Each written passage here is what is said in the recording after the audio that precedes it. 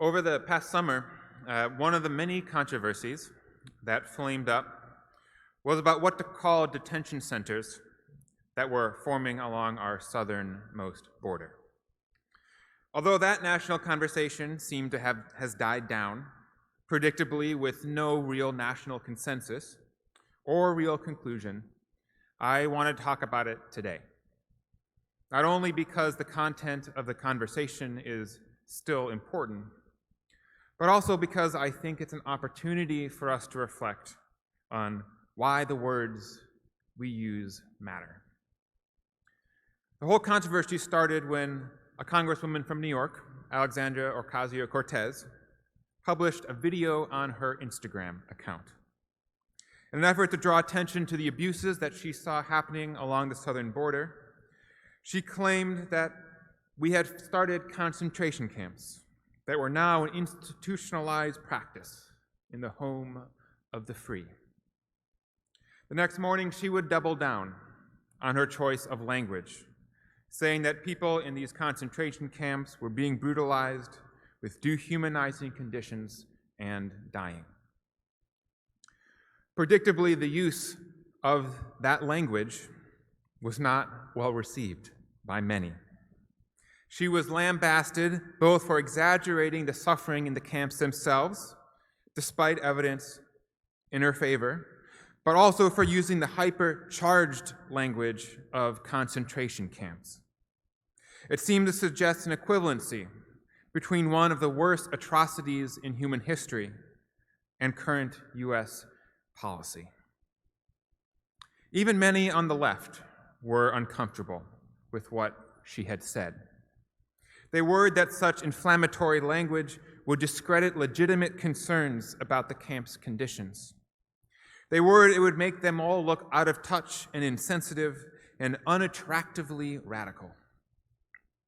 Many in the Jewish community were also torn, committed deeply to the cause of immigration justice, while also committed to honoring and not diminishing the truly unique horror of the Holocaust. Now, there are plenty of controversies, especially over the past few years, where I instinctively know what I think and what I feel from the first moment of reading the news. It seems obvious when someone with a left-leaning perspective might land. But this one tripped me up a bit more. I was not an expert in the exact nature of what concentration camps meant, but I did know that the word was super loaded. And like many Americans, when I hear that term, only one thing comes to mind. And since I was a young child, I had been taught from very young that that was something so singularly awful that you would never dream of questioning it or doing anything to diminish what it stood for. To do so would be deeply inappropriate and disrespectful. The argument that AOC was making over the summer was that while most of us think of concentration camps referring to just one thing, the term actually has a much broader definition, and that we needed to get educated on it. It was a bold argument to make, essentially calling out all the history teachers, of which I used to be one, for not getting our facts straight, for not telling the story of our world correctly. So I did what AOC wanted me to do, which was order a book on the global history of concentration camps. I poured through many articles on the subject that popped up in the week following her comments. Most interesting were the ones from the Jewish scholars, whose writing often showed the greatest nuance and thoughtfulness. The scholars of really any background were almost unanimous about what the term meant, which was that it referred not to a singular historical event, but a system of incarceration employed in many different places and many different contexts. They agreed that it was a modern development, for sure, possibly through the invention of barbed wire and automatic weapons and improvement in sanitation, and buttressed by increasing organizational systems within government and new theories of modern warfare. It was a modern entity, a modern thing. Scholars consider the first true concentration camps to have emerged in Cuba shortly before the 20th century. Cuban rebels had declared independence from Spain and were employing guerrilla tactics throughout the country. The rebels would attack Spanish forces and then vanish. They would find support in local villages and civilians and would then disappear and blend in. So the Spanish did not know who was an enemy combatant and who was a civilian. The Spanish were not happy about this. So they developed a new strategy for how to handle this confusion between soldiers and civilians. And they decided to simply move the civilian population out of the way. They called them reconcentrados. They reconcentrated civilian populations in the war front and put them in a place they could control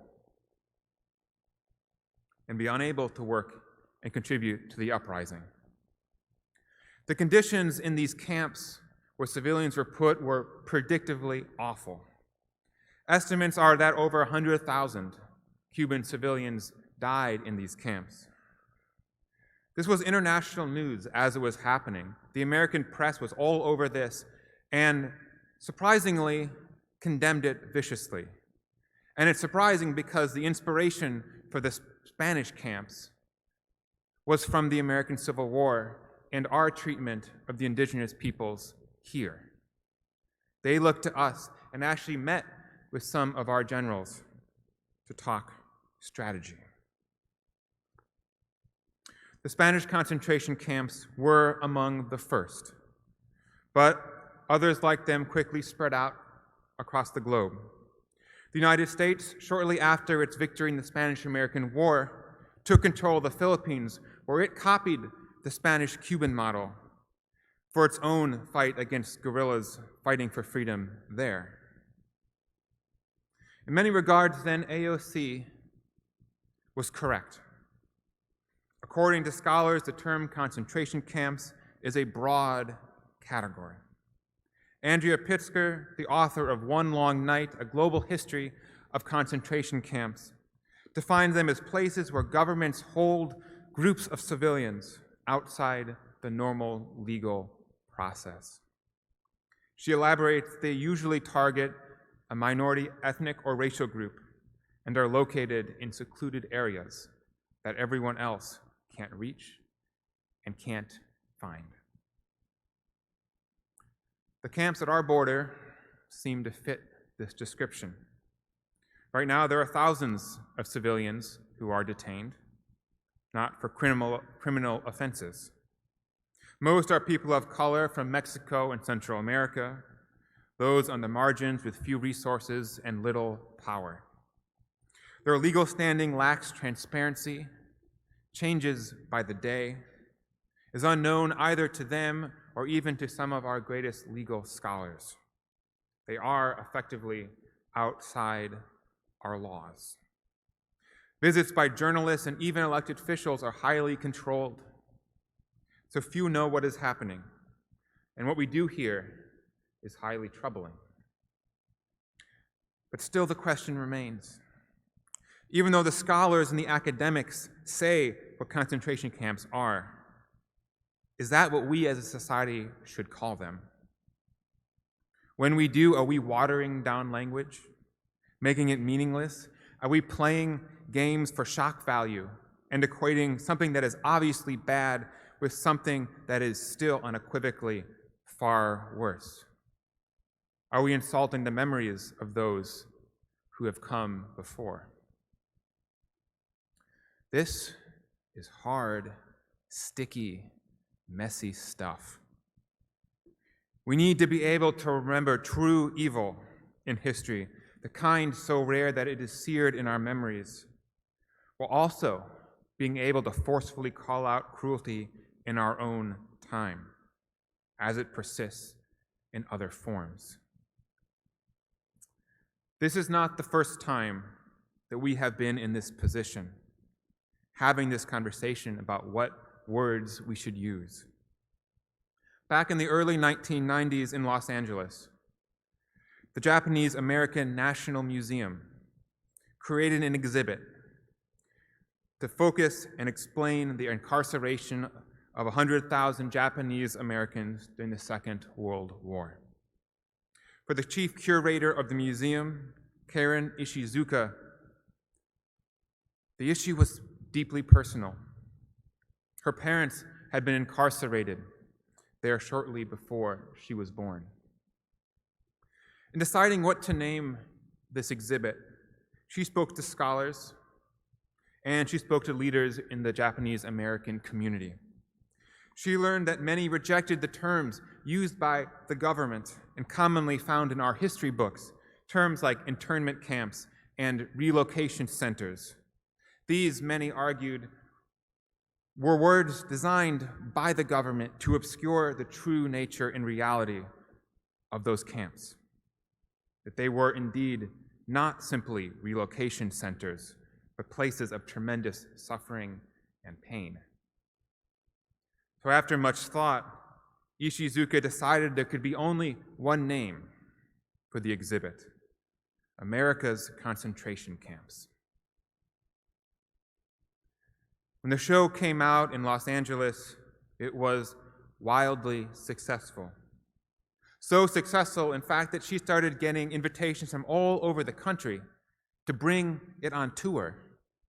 And eventually she got an invitation from the curator of the museum on Ellis Island, right here in New York City. She was thrilled to be invited to the East Coast, to hit the largest market in America, to bring this story to the other coast. She immediately accepted and got back down to work. About 3 months after she accepted, she received word from the director at Ellis Island. Concerns had been raised about the name of the show, that it would offend the city's Jewish community, and given the association between the Holocaust and the term concentration camp, if it were to continue, if it were to show, it would have to change its name. The problem was that Ishizuka didn't want to change the name. She did not also want to, of course, inflict suffering on the Jewish community, who she felt great empathy for. She spoke to Jewish American community leaders back in California to get clarity. Some said to drop the name, but the majority said to stand firm. This reflected our experience, they said. And who is to tell us what or how we tell our own story? At the time, this bubbling controversy was a big deal. Senators and other high-profile government officials arranged a meeting between the curators of the Japanese American Museum and New York City Jewish leaders to sit down and talk it out. The meeting was, by all accounts, friendly and cordial. Both sides acknowledged the suffering and the history of the other and expressed a desire for common ground and agreement. But the real breakthrough happened when they decided to write down the definition of the concentration camp, which would be used to introduce people to what this exhibit would be. They spent 4 hours together, wordsmithing just one paragraph. If you've ever sat through a committee meeting, wordsmithing a paragraph, you know how unpleasant that can be. But by the end, the exhibit could keep its name with the blessing of the Jewish leaders. How did they do it? In the end, it wasn't through their genius or their exceptional skills as writers or thinkers, or through their arguments about whose history was most real or whose suffering most worthy of honor. They realized something that is so easy to forget, that a word, a term, a phrase can have nuance, that it doesn't have to be either this or that. They acknowledged that the term concentration camp did have universal meaning, and so they wrote that down. It mirrored the definition from the scholars as places where people are imprisoned not by any crimes they commit, but just for being who they are. Such language was broad and inclusive and honored not only the Japanese American experience, but many others as well. It would honor those at the southern border today. But the definition also included this: America's concentration camps were clearly distinguished from those in Nazi Germany. It went on to explain exactly why that was and why that distinction mattered. Their groundbreaking solution was the trust that people could hold two different ideas in their head at once. That America did have concentration camps, and that the ones in Germany were singular in their horror. We can look back at this example from many years ago. We can acknowledge that the camps at our southern border are concentration camps, while also understanding that they are not death camps. It can be that simple. We can use words while understanding that context matters. We can understand that words do mean something, both in their precise dictionary definition, but also on their emotional level, and that both meanings are important and real. We can understand that we have a responsibility to use charged language carefully, while also believing that sometimes it can point to real, urgent needs that would otherwise be overlooked. As Unitarian Universalists here at Fourth Universalist, we hold both the value of truth and those of our feelings dear. We care deeply about what is true, what experts tell us, whether it's about climate change, as many of us march believing in what the experts say, or about the words that we say. We believe we should be committed to learning and growing when we have knowledge blind spots, just like I had to learn. But we also believe that people's feelings and experiences matter. We believe in acknowledging the pain that people feel, because to deny someone's suffering is to deny their humanity and their power to tell their own story. Sometimes these two values of truth and the values of respecting another's lived experience, sometimes they conflict. And those are sometimes the hardest places to be. So much of our conversation today forces us between false equivalencies.